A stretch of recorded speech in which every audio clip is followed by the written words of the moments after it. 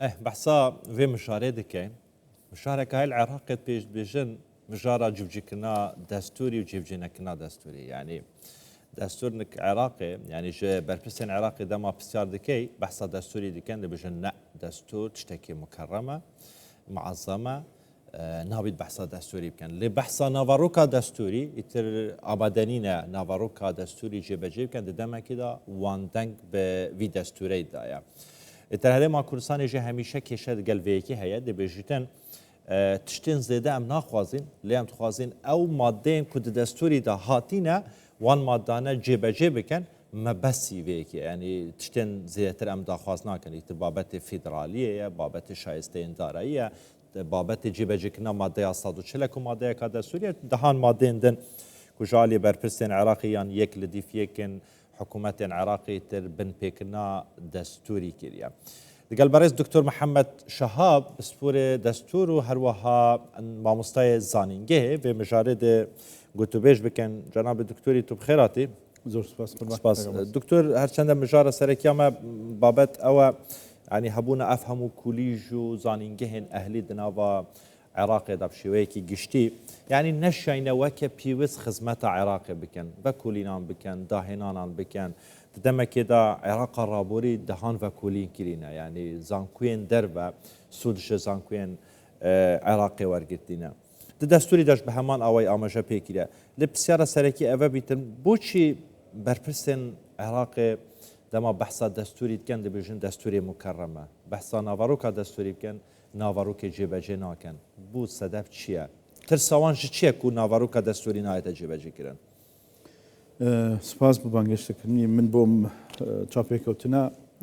برام کاک عباس حقیقتا اوانی حکمران بنا العراق لمرحله جدا كان لدوي 2005 وداناني دستور 2005 و حتى امروش ك تيدان 2025 تعدايشي يك جار زورا كان دستور لكاتك داوك جناب دفرمي كاتك ديتا باسي دستور دلن دستور بيروزا ودبي اما بابند بين هموان بيوي ديان ما دهي لناو دستور كهمود صلاة كان يقل دوايا كدين حكم ران دبن لناو عراقا بيشيلي دا كانوا بابند نابن بيوي زورا ما دا كان يعني ليات ما لسر دمي ريفراندوم جنابين اماجي دا زياتر ل 55 ماده دستوري بيشل كراوه وجبجه ناكره بفعلي وايا زياتر ل 55 ماده دستوري وكو بيويست كاري لسر ناكره سبكش ويا اوان ديانوي دستور بانتقائي جبجه كان واتا بوي ك ديانوي لمصلحتي خوينا جبجه دكن اوي هزدكن لمصلحتي قلي عراقيه بقشتي وان لبارتشيك لبارتشكانا جبجه ناكن وبتايبتيش امر رفتاره برامبر هرمي كردستان دكن يعني ديان ما دهيا قال اما بين لكولينا ويلي بكين نان تواني اوكو بيويز جبجه كان يعني نان ويستو جبجه كان لراسي ده زورا ما كان اگر هر لا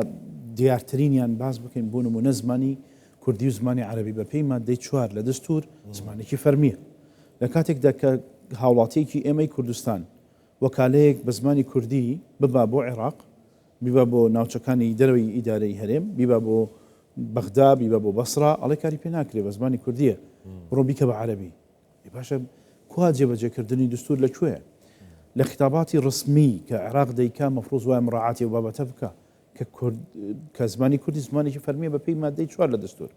كاتك كلنا برلمان كار دكري مفروض وحتى برادراني امل نيونران كلمو دو دتشن ان شاء الله مرشحيني امي تازه دبي زور جخد لسرو بكنو كدستور اما جاي داوا زماني كردي زماني فرميه ولا همو بواره كان دبي جبجه باشا كاك دكتور جناب باسط كركا جنابي سروق بارزانيش اماشي بو كدو لكاتي ريفراندوم كزيات ل 55 ماده دستوري ك پەیوەندی بە چارەسەرکردنی کێشەکانی نێوان هەولێر و بەغدا هەیە یاخود پەیوەندی بە مافەڕەواکانی خەڵکی یاریمی کوردستان هەیە لەلایەن بەرپرسانی بەغداوە پێشێل کراوە بن پێ کراوە پێت وایە ئیتر لە ئێستاە عەقلیەتێک لە بەغدا دروست بووە یان جوورە عەقلیەتێک دروست ببێتن لە داهاتوویە کار بەم دەستورە بکرێتن یاخود میکانیزمی ئیشکردن دەبێت بە شێوەیەک بیتن بۆ ئەوەی ئەم دەستورە بکەوێتە بواری جێبەجێکردنەوە. هەر کاتی ئێمە لەگەڵ بەغدا وەفدی ئێمە مفاوز قسە دەکا یان ئەوان لە ئەعلام دەردەچن ئێمە ئەڵێن ئێمە نیەتمان زۆر باشە، ئێمە نیەتمانەوەی دەستور جێبەجێ بکەین. نیەت بەتەنها هیچ دەرناخە ئەگەر تو کارێکی کردارێکی لەگەڵ نەبێت. چۆن ئێمە بزانین نیەتی ئەوانی حکومڕانن لە عێراق یان ئەیانەوێ لە ئایندەدا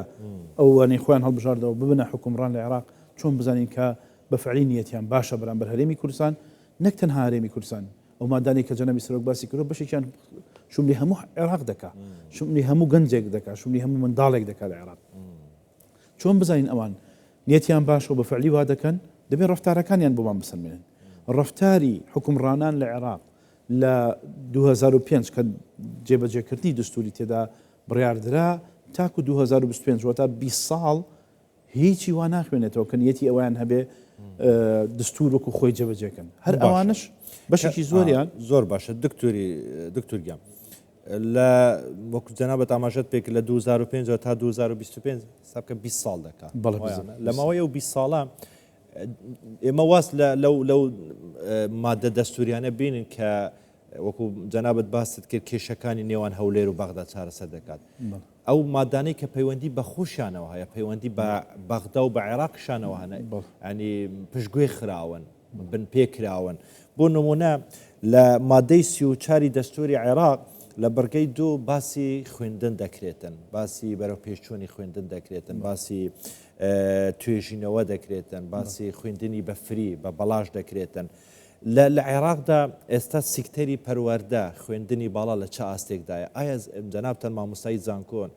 زانکۆکانی بەغدا یان زانکۆکانی عێراق توانیتیان لەو ئاستە بن کە توێژینەوە بکەن، لێکۆڵینەوە بکەن، داهێنان بکەن، یان خوێندن لە ئاستێکی پلەبەندیەکی باشی جیهانی دابێتن؟ طبعا ئەو مادەی دستوری جەنابەت ئاماژەت پێدا مادەی 34 مادەیەکی زۆر گرنگی دستورە، بەڵام بەداخەوە کە دیسان دەسەڵاتدارانی عێراق لە 2005 تا 2025 احتیمامی و پێویستیان پێنەداوە. مادەکە زۆر مانایەکی فراوان لە خۆی دەگرێت. دروستکردن واتە دروستکردنی مؤسساتی پێویست بۆ فراهەمکردنی بەحسی علمی و خوێندنی خۆڕا و زائدن احتیمامدان بە ئیبداع و بە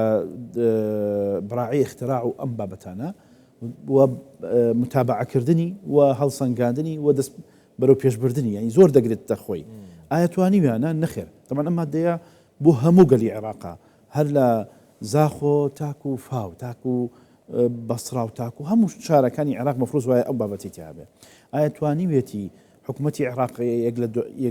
یەک لە دوای یەکان لە 2005 تا 2025 بتوانن بەلانی کەم لە مەجای پەروەردەکاری پێویست بکەن بێجگە پێشەوەی بگەینە مەجای خوێندنی باڵا؟ توانیویانە؟ نەخێر. دەیان قوتابخانە هەیە ئێستا قوتابی جێگەی پێویستی نییە لەسەری دابنیشێ. ئەوەندە ژوورەکە قەڵەباڵغا، ئەوەندە زۆر تەلەبەیتی هەیە، تەلەبەکان مرتاح نین لە دانیشتنیان. لە کاتێکدا ئەمە ئەرکی عێراقا و داهاتی عێراقی یەکجار زۆرە، دەتوانێت ئەگەر ساڵانە 1000 قوتابخانە دروستکە، 1000 قوتابخانە ناکاتە 1 ملیار دلار. ملیارێ دلار زیاتر لە 1000 قوتابخانە پێ دروست دەکرێت. باشە چەندمان هەیە میزانی عێراق لە 2025 تا 25 هەموو کاتێک لە یان نێزیکی 100 ملیار دلار بووە یان لە سەروی 100 ملیار دلار بووە، ساڵوها بووە 140 ملیار دلار بووە. نەدەکرا ئەگە ساڵانە ئەوەندە قوتابخانە دروستکرای خەڵک مشکلەی نابوو. ئەگە بیتە ئاستی بەحسی علمی بەڕاستی کارەسات، بەڕاستی کارەسات وەکو پێویست احتیمام بەحسی علمی بدرێ. من شتێک بگەێنم کاک عەباس، کاتێک کە دەڵێ یعنی نەسێک لە ناو دستور دەڵێ خوێندنی ئەهلیش فراهەم دەبێ بکرێ. باشە خوێندنی ئەهلی فراهەمکرا بەسەر چاو تو دەیان جامیعاتی ئەهلیت کردوتەوە، کوا ڕقابەی پێویست لەسەر جامیعات ئەهلیەکە؟ زانیار معلوماتێک کاک دکتۆر، ینی لە 2023 دوای ڕوخانی ڕەشێمی سەدام تا ئێستا 500 زانکۆی ئەهلی زیادووە. 500 ینی 66 زانکۆی دامپێدانراوی وەزارەتی خوێندنی باڵای عێراقی هەیە، 66 زانکۆ کە دەکاتە 870 بەش، 870 قسم هەیە کە ئەمە هەمووی ئەهلینە. ینی بۆ لە عێراق ئەوەندە ئەو بەشە ئەهلیانە کراونەتەوە، ئەو هەموو زانکۆ ئەهلیانە کراونەتەوە. پێت وایە ئاستی خوێندن لەناو ئەو زانکۆ ئەهلیانە عێراقیانە لە ئاستی پیوست دەبێتن یان بوو مەبەستێک و بوو مەرامێک دروست کراون؟ ئەگەر بین ئێمە لەسەر ئاسی جیهان تەماشا بکەین، ئەو زانکۆ پێشکەوتوانەی جیهان ئەوەی تۆپ سەتی جیهانی زۆربەی ئەهلین بۆی جەنابەت بەرچاوڕوون بی. بەڵام ئەهلیەک لە ژێر چاودێریکی یەکجار چڕی مؤسساتی حکومی ئێمە ئەهلیمان کردوتەوە دروستە دستور ڕێ پێداوە نەسێکی دستوری هەیە ڕێ پێداوە بەڵام دەبێت چاودێریکی یەکجار چڕی لەسەر هەبی ئەهلەکان بە شێوەیە کە بەرەو پێش بڕۆین عێراق پێش 2005 لەو ئاستە بوو جامیعاتی عێراقی ئەچوە منافەسەی جامیعاتی عالەمی ئەگەر ئێستا ینی لە هەزارەکانی عالەمی بوو لە هەزار نانم لە سەدەکان بوو بەڵام لە هەزارەکانی عالەمی بوو ئێستا ئەگەر بێت و جامیعاتی عێراق دروستکەین متابعە بکەین لە 20 هەزارەکان بەرەو سەرەوەیە ینی تەسەلسولیان لە 20 هەزارەکان بەرەو سەرەوەیە کەمە کارەساتە عێراق جامیعاتی ئەهلی نەبوو زۆر بەرەو پێشچوو بوو ئێستا عێراق جامیعاتی ئەهلی هەیە مەفروض وایە بەرەو پێشتر بڕوە دەبێت زیاتر احتیمام پێ بدرێت دروستکردنی جامیعاتی ئەهلی ئەوەندەی بەداخۆ منم قسە دەکەم من لە چەندین جامیعای ئەهلیش دەرسم داوەتەوە بۆ خۆم بێزگە لە حکومی ئەوەندەی ئامانجی قازانج و دەستکەوتنی پارەیە ئەوەندە ئامانجی و دەسێنانی علم نییە و فێرکردنی خەڵکینەوەی بڕوانامەی ناتوانم بەو دەرەجێ وا بڵێم بەڵام کەمی ڕقابە کەمی چاودێری حکومی لەسەری ئەو کارەساتی دروست کردووە مەفروض وایە جامیعاتە ئەهلیەکان لە جامیع حکومیەکان پێشکەوتوتر بن ئێمە ئەگەر بین ئێستا تەماشای قوتابخانەکان بکەین قوتابخانە ئەهلیەکان ئەبینین کۆمەڵی قوتابخانەی ئەهلی هەیە بەڕاستی توانیوێتی قوتابی بەهێز دروست بکە بەڵام دینە جامیعاتی ئەهلی ئایا توانیوێتی هیچ جامیعەیەکی ئەهلی